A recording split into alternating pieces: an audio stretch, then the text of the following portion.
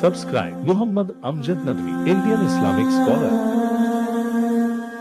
أعوذ بالله من الشيطان الرجيم بسم الله الرحمن الرحيم والنجم إذا هوى ما ضل صاحبكم وما غوى وما ينطق عن الهوى إن هو إلا وحي يوحى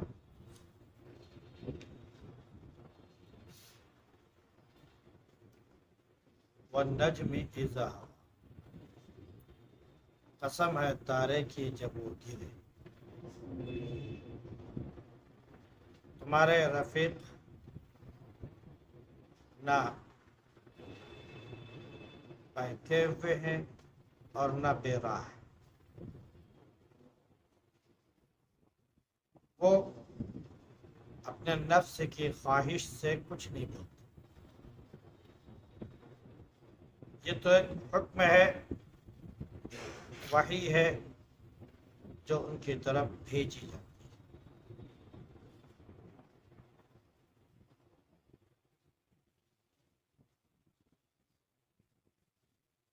یہ سورہ والطور کے بعد سورہ والنجم، وہاں پر اللہ رب العزت نے طور پہاڑ کی قسم، کتاب کی قسم، بہت سی چیزوں کی قسم. اس سورے کا آغاز بھی قسم ہی سے ہے، لیکن یہاں پر جو قسم کھائی اللہ رب العزت نے وہ تارے کی قسم.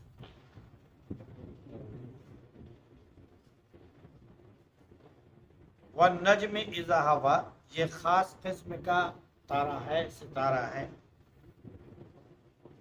جس کے بارے میں یہ آتا ہے کہ جب یہ ستارہ طلوع ہوتا ہے تو زمینی اور ارضی جو آفتیں اور مصیبتیں ہوتی ہیں وہ دور ہوتی ہیں.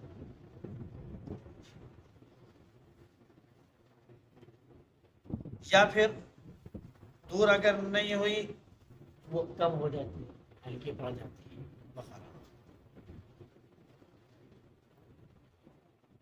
اب یہ ستارہ کیا ہے؟ مختلف اقوال، مختلف باتیں اس سلسلے میں ملتی. اس ستارے سے مراد جو ہے وہ سریا ہے،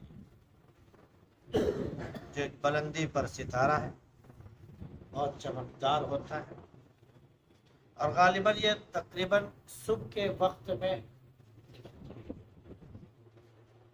یعنی بالکل شروع شام کو، رات میں نہیں نکلتا، بلکہ یہ صبح کے آس پاس جو جا کر یہ.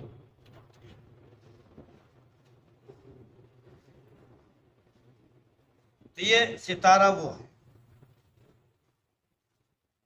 اللہ نے فرمایا کہ اس نجمے کی قسم، یعنی سریا ستارے کی قسم، جب وہ گرے، جب وہ بے نور ہو جائے. دونوں باتیں، ایک تو یہ کہ وہ غروب ہو جائے، اس کی بات کہی گئی. دوسرے یہ کہ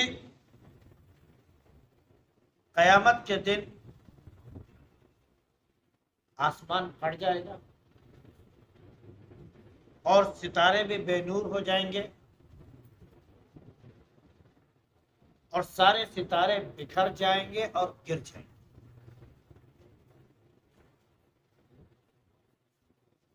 تو اللہ رب العزت نے گویا کہ اس اعتبار سے قیامت والے دن اس ستارے کی قسم کھائی. ستارے سے ایک مراد اور بھی ہے، وہ یہ کہ اس نجم سے مراد ایک اور چیز بھی ہے، وہ یہ کہ سورہ رحمان میں اللہ رب العزت نے ایک جگہ ارشاد فرمایا کہ والنجم والشجر یسجدان. الرحمن علم القرآن خلق الانسان علم البیان الشمس والقمر بحسبان والنجم والشجر یسجدان. یہاں پر جو نجم سورہ رحمان میں ذکر کیا گیا یہ شجر کے ساتھ ذکر کیا گیا. شجر کہتے ہیں پیڑ کو، درخت کو جس کی تنیں مضبوط اور توانا ہوتی ہیں اور موٹی ہوتی ہیں، اور جو پیڑ اپنے پیر پر کھڑا ہو جاتا ہے. اس کے بعد اس کے مقابلے میں ایک پیڑ وہ ہوتا ہے جو اپنے پیر پر، اپنے تنے پر کھڑا نہیں ہو پاتا، جس کو ہم بیل کہتے ہیں. بہت سی بیلیں ہوتی ہیں نا، گھروں میں بھی لوگ لگاتے ہیں. تو اس کے لیے کیا ہوتا ہے کہ کسی نہ کسی چیز کا سہارا بناتے ہیں، لکڑی کا، لوہے کا، یا کسی اور چیز کا، دیواروں کا، رسی لگا کے اس کا وغیرہ وغیرہ، اس کو سہارے کے ذریعے کھڑا کرنا پڑتا ہے. ورنہ فی نفسی وہ اپنے تنے پر وہ پودا نہیں کھڑا ہو سکتا. تو اس نجم سے مراد وہ پودا ہے جس کی قسم اللہ نے کھائی ہے کہ اپنے پیر پر وہ نہیں کھڑا ہو سکتا، کہ اس پودے کی قسم جب وہ گر جائے.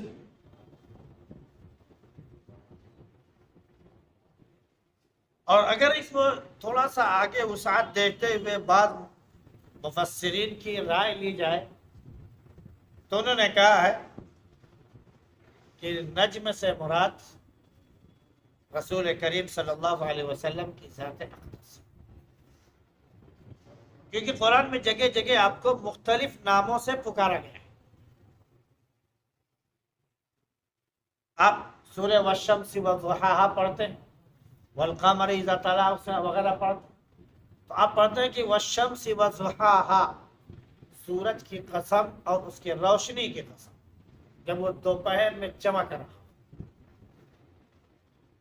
اللہ کے نبی صلی اللہ علیہ وسلم کی ایک کہہ لیجئے کہ نام، صفت نام کہہ لیجئے، ہم لوگ جو پکارتے ہیں آفتاب اور ماہتاب کہتے ہیں.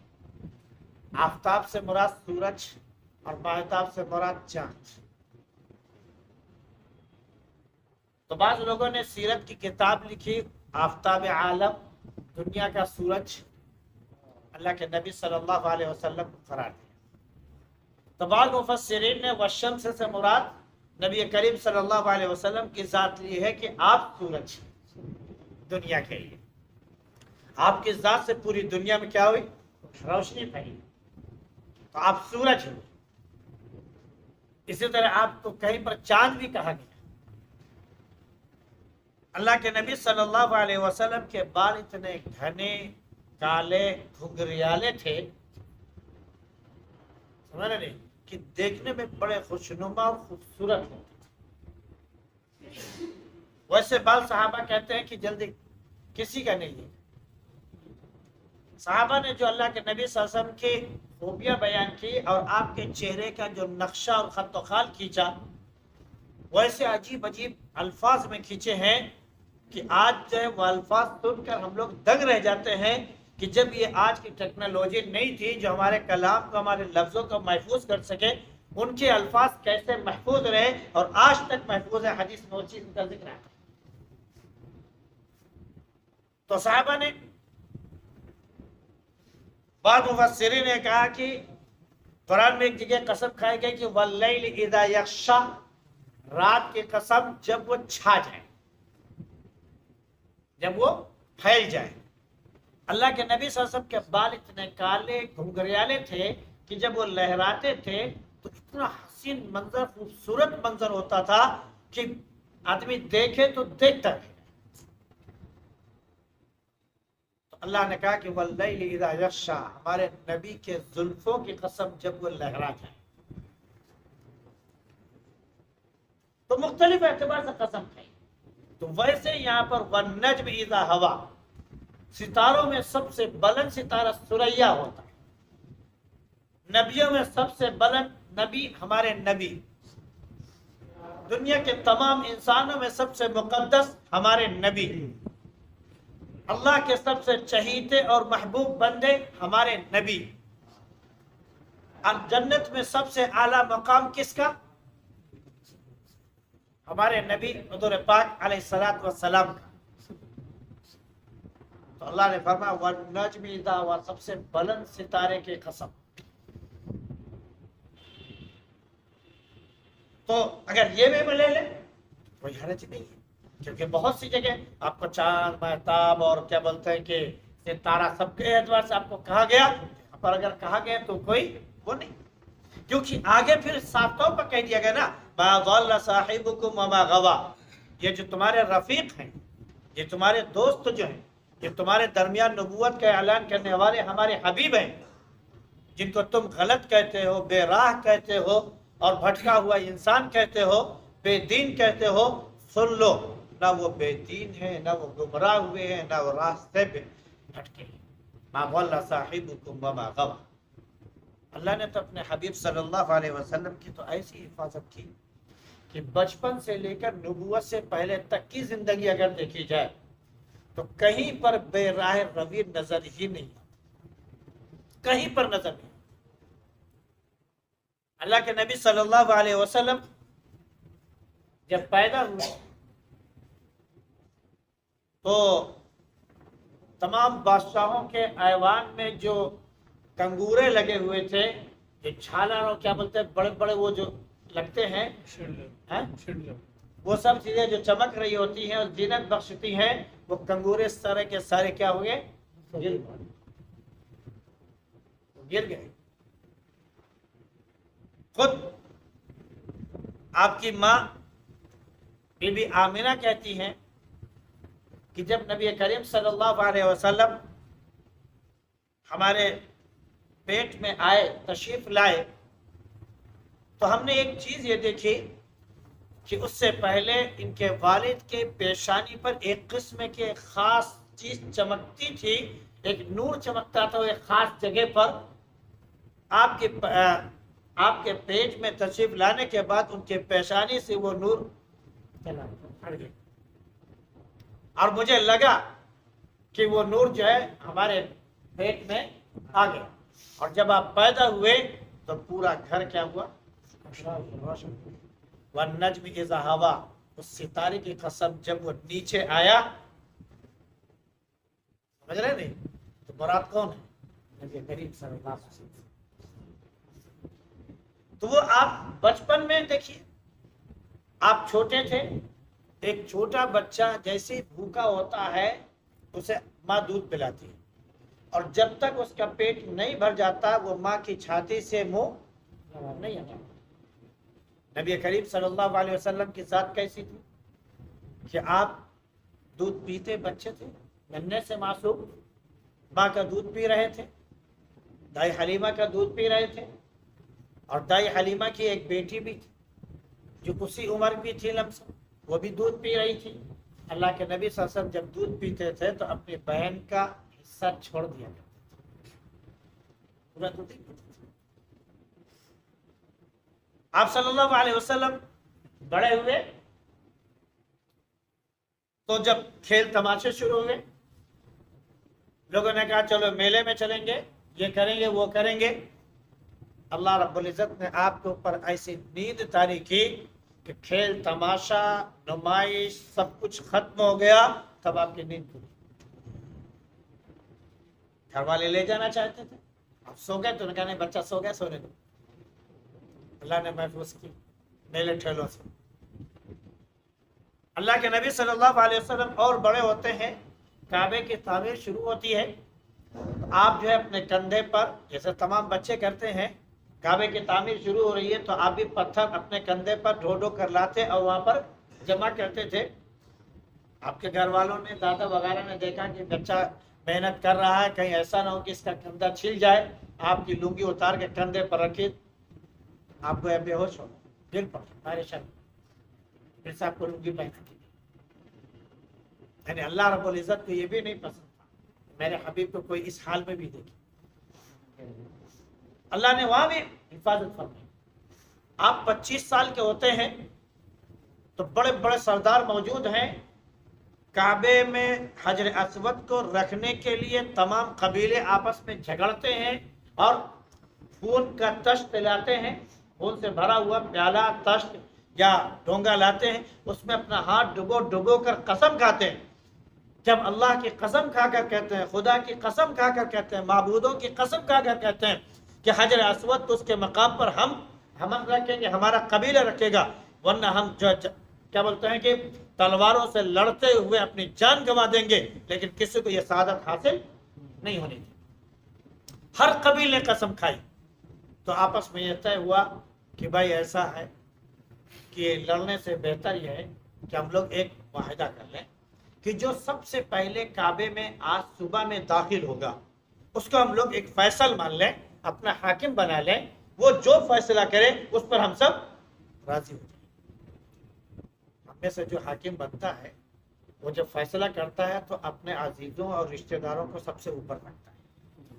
ہمارے ہندوستان میں، یو پی میں بھی حکومت جب بنتی ہے تو جس پارٹی کو حکومت بنتی ہے وہ اپنے گھر والوں کے تمام قلمدان سونپ دیتا ہے وغیرہ وغیرہ، دوسرے لوگوں کو بہت پیچھے رکھتا ہے، ہر سعادت ہر بڑی چیز وہ اپنے پاس مخصوص رکھتا ہے۔ نبی کریم صلی اللہ علیہ وسلم نے یہ نہیں، آپ نے کہا ایک چادر لے، چادر منگائی گئی، چادر پر آپ نے حجر اسود رکھا، اس کے بعد کہا کہ ہر قبیلے کا سردار آگے آئے، ایک کو نہیں بلایا، کیا فرمایا؟ ہر قبیلے کا سردار آگے آئے۔ تمام قبیلے کے سردار جب آگے آ گئے تو سب لوگ اس کی چادر پکڑو اور لے کر حجر اسود کے ساتھ چلے۔ تمام قبیلے کے سرداروں نے اس چادر کو اٹھایا، حجر اسود اس میں رکھا ہوا ہے، اور دیوار تک لے گئے۔ نبی کریم صلی اللہ علیہ وسلم اپنے دست مبارک سے اٹھا کر اس میں اعلیٰ سعادت نبی کریم صلی اللہ علیہ وسلم کو حاصل ہوئی، اور کوئی بھی سعادت سے محروم جی ہوا، کوئی محروم، ہر ایک کو وہ سعادت حاصل ہوئی۔ اتنا عظیم فیصلہ کوئی کر سکتا تھا؟ کیا اپنا کیا غیر، کسی کو آپ نے نہیں چھوڑا، سب کو آپ نے سمو لیا، سب کے سرداروں کو بلایا، سردار آ گئے تو گویا کہ پورا قبیلہ ہے۔ اللہ کے نبی صلی اللہ علیہ وسلم نے جب بادشاہوں کو دعوت دی تو ان کو یہ کہا کہ سن لو، اگر تم ایمان لے آؤ گے تو تم کو پوری قوم کے ایمان لانے کا سب ثواب مل جائے گا، کیونکہ تمہاری وجہ سے تمہاری پوری قوم جو ہے کیا کرے گی؟ ایمان لے آئے گی۔ اور سردار جو ہوتا ہے وہ ایک بہت اہمیت کا حامل ہوتا ہے۔ تو اللہ کے نبی صلی اللہ علیہ وسلم نہ بے راہ تھے، نہ کبھی گمراہ ہوئے۔ وما ينطق عن الهوى، اور آپ تو جب نبی ہوئے اللہ نے فرمایا کہ کبھی آپ تو اپنے خواہش سے کوئی بات ہی نہیں کرتے تھے۔ اللہ کے نبی صلی اللہ علیہ وسلم کی خواہش کا، اپنی سوچ کا کوئی دخل ہی نہیں تھا، جو کچھ تھا وہ اللہ کے حکم کے مطابق تھا۔ اللہ رب العزت نے وحی دو طرح سے نازل فرمائی، ایک وحی وہ جو قرآن کی شکل میں جبریل علیہ السلام لے کر آتے تھے، بعض وحی وہ ہے جو جبریل علیہ السلام اللہ کا فرمان لے کر آئے۔ تو اللہ کے نبی صلی اللہ علیہ وسلم نے پوچھا کہ کیا میں اسے قرآن میں کہیں پر رکھوں، کس جگہ اسے، کس سورے میں، کس آیت کے بعد کس جگہ اس کو رکھا جائے، کس ترتیب کے ساتھ اس کو رکھا جائے؟ تو جبریل علیہ السلام منع کر دیتے کہ نہیں، یہ قرآن کا حصہ نہیں ہے، تو حدیث کا حصہ بنا۔ یعنی جبریل علیہ السلام وحی لے کر آئے اور وہ وحی قرآن کا حصہ نہیں بنا، بلکہ کس کا حصہ بنا؟ حدیث کا حصہ بنا، اور وہ حدیث حدیث قدسی کہہ رہی۔ پھر اس کے بعد بہت سی چیزیں جو نبی کریم صلی اللہ علیہ وسلم نے قرآن کی تشریح میں اپنی طرف سے بیان فرمائے، جو حدیث مبارکہ کہلاتی ہیں، اللہ کے نبی صلی اللہ علیہ وسلم جو بیان فرمائے یہ آپ نے اپنی طرف سے نہیں کہے، بلکہ یہ بھی اللہ کے حکم سے، یہ بھی اللہ کے حکم سے، کیونکہ آپ خود اندازہ کر سکتے ہیں کہ جب صلح حدیبیہ ہو رہی تھی، اس صلح میں حضرت عمر رضی اللہ عنہ بہت پیش تھے، اور اللہ کے نبی صلی اللہ علیہ وسلم کی خاموشی کو اور صبر و تحمل کو دیکھ کر پیشتاب کھا رہے تھے۔ اللہ کے نبی، ہم لوگ ایمان والے ہیں، اتنی بڑی تعداد میں ہیں، ہم ان کو ان سے ڈرنے کی کیا ضرورت ہے؟ اگر یہ صحیح طریقے سے صلح کرتے ہیں تو بہت اچھی بات، ورنہ ہم تلوار نکالتے اور ان سے مقابلہ کریں گے۔ اللہ کے نبی صلی اللہ علیہ وسلم نے ایک مرتبہ بھی ان کو جواب نہیں دیا۔ کافروں نے جتنی کڑی شرطیں رکھنا چاہیے رکھی، اللہ کے نبی صلی اللہ علیہ وسلم نے ہر چیز مانی، ہر کڑی شرط مانی، اور جب صلح ہو گئی تو اللہ نے سورہ فتح نازل فرمایا، انا فتحنا لک فتحا مبینا، حضرت عمر نے پوچھا کہ اللہ کے نبی کیا یہ اللہ کے حکم سے؟ تو آپ نے فرمایا کہ نبی کبھی بھی کوئی بات اپنی طرف سے، مجھے اللہ کا حکم تھا اس لیے میں نے یہ سارے فیصلے کیے، اور جیسے ہی ہم نے دب کر فیصلہ کیا اللہ نے ہمیں فتح کی خوشخبری عطا کر دی۔ تو نبی اپنی طرف سے کوئی بات نہیں کہتے۔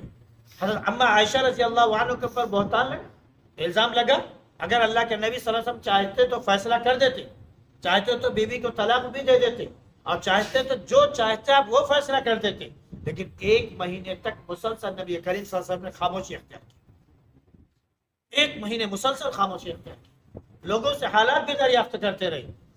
حضرت عائشہ رضی اللہ عنہ سے پوچھا، یہاں تک کہہ دیا کہ تم جاؤ اپنے گھر والوں سے مشورہ کرو، جاؤ پوچھ لو اپنے والدین سے۔ حضرت عائشہ صدیقہ رضی اللہ عنہ کم سن تھی، بہت چھوٹی تھی، 14 سال 15 سال 16 سال کی تھی۔ اتنی کم سن عورت یا بچی اگر اس کو فیصلہ کے لیے چھوڑ دیا جائے، جو اپنے ماں باپ سے فیصلہ کر پوچھ لو، تو وہ جائے گی یا نہیں جائے گی؟ فوراً جائے گی۔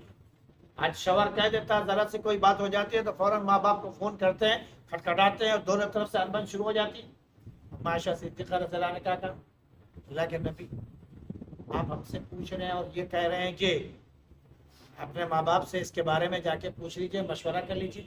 خدا کی قسم آپ کی ذات پر میں کسی کو ترجیح دے ہی نہیں سکتی، آپ کے معاملے میں میں کسی سے غور و فکر نہیں کر سکتی ہوں، نہ پوچھ سکتی ہوں۔ آپ کا فیصلہ، آپ سے محبت اپنی جگہ قائم ہے، ماں باپ اس کے آگے کچھ نہیں ہے، آپ سب سے بڑے۔ اب آپ نے ہم سے پوچھا ہے تو اے نبی آپ نے ہم سے پوچھا ہے، اگر ہم سچ سچ بیان کریں گے آپ یقین نہیں کریں گے، اور اگر ہم جھوٹ بولیں گے تو پھر ہمارا اور آپ کا رشتہ ہمیشہ کے لیے ختم ہو جائے گا۔ ہم اپنا معاملہ اللہ کے حوالے کرتے ہیں، اللہ جو چاہے گا فیصلہ کرے گا۔ 1 مہینے کے بعد 18 آیتیں سورہ کیا بولتے ہیں کہ نور کی، سورہ نور کی نازل ہوئی، سورۃ انزلناها وفرضناها، 18 آیتیں مسلسل نازل ہوئی جس میں عائشہ صدیقہ رضی اللہ عنہ کی برات کے بارے میں کیا۔ اگر فیصلہ اپنی طرف سے کرنا ہوتا، اپنی طرف سے اللہ کے نبی کچھ کہتے، وہاں پر فیصلہ کر سکتے۔ اللہ کے نبی صلی اللہ علیہ وسلم ایک جنگ سے واپس آتے ہیں تو تمام لوگ جو جنگ میں نہیں گئے تھے آ کے عذر بیان کرتے، یعتذرون الیکم اذا رجعتم الیہم، جب آپ آتے ہیں تو آپ کے سامنے جو ہے عذر پیش کرتا ہے، اللہ کے نبی ہمارے ساتھ یہ عارضہ لائق تھا، یہ پریشانی لائق تھی، اس وجہ سے ہم آپ کے ساتھ نہیں جا پائے۔ تو آپ نے کہا جی اللہ تعتذروا، ارے عذر تو مت پیش کرو، جب آپ کو میں نے معاف کیا، جاؤ نکلو یہاں سے۔ 3 لوگوں نے آ کے سچ سچ بیان کر دیا۔ اللہ کے نبی صلی اللہ علیہ وسلم، ہم بالکل تندرست توانا، ہمارے پاس سواری بالکل مضبوط تیز رفتار سواری موجود، ہم ہر اعتبار سے خوشحال، ہم جانے کے قابل تھے، ہم صرف اپنی کوتاہی کی وجہ سے نہیں جا سکتے، کوئی جھوٹ نہیں بولیں گے، ہم صرف اپنی کوتاہی کی وجہ سے نہیں جا سکے، یہاں تک کہ آپ کا قافلہ نکل گیا، ہم نے سوچا کہ آج پکڑ لیں گے، کل پکڑ لیں گے، بس اسی کوتاہی میں ہم رہے، یہاں تک کہ ایک دن معلوم ہوا کہ آپ کا قافلہ واپس آ رہا ہے۔ کوئی جھوٹ نہیں بول رہا ہوں، جو ہے میں نے سچ سچ بیان کر دیا۔ اللہ کے نبی چاہتے تو اسی وقت ان کو دھتکار دیتے، بھگا دیتے، لیکن آپ نے فیصلہ اللہ پر چھوڑ دیا، اللہ فیصلہ دیا۔ 50 دن بعد اللہ کے نبی صلی اللہ علیہ وسلم مسکرا رہے ہوتے، چہرہ آپ کا دمک رہا ہوتا ہے، آپ فرماتے ہیں کہ جاؤ بھائی خوشخبری سنا دو۔ خوشخبری سنانے والا جانتا ہے کہ اللہ کے نبی بہت خوش ہے اور آپ کو خوشخبری سنا رہے ہیں کہ اللہ رب العزت نے آپ کی توبہ قبول کر فرما لی۔ وعلی الثلاثة الذین خلفوا، 3 لوگ ایسے تھے جو پیچھے کر دیے گئے تھے، پیچھے رہ گئے تھے جنگ سے، حتی اذا ضاقت علیہم الارض بما رحبت، دنیا بڑی کشادہ تھی لیکن ان کے لیے تنگ ہو گئی تھی، اس وقت اللہ رب العزت نے ان کی توبہ قبول فرمائی، ان کا اپنا جینا دوبارہ ہو گیا تھا۔ رشتہ داروں سے کہہ دیا گیا تھا کہ ان کو سلام مت کرنا، ان سے بولنا مت، ان سے بات چیت مت کرنا۔ نماز میں آتے اللہ کے نبی صلی اللہ علیہ وسلم سجدے میں کنکھیوں سے ان کو دیکھتے تھے، وہ بھی ان کو کنکھیوں سے دیکھتے تھے، جب وہ اللہ کے نبی کی طرف دیتے تھے آپ رخ پھیر لیا کرتے تھے۔ آپ نے غصے کا اظہار نہیں کیا، کنکھیوں سے محبت کا اظہار بھی کرتے تھے، لیکن ان سے رخ بھی پھیرے رہتے تھے اللہ کے حکم سے۔ جب اللہ کی طرف سے خوشخبری آ گئی کہ میں نے توبہ قبول کر لی تو آپ نے کھلے عام لوگوں کو بشارت دی۔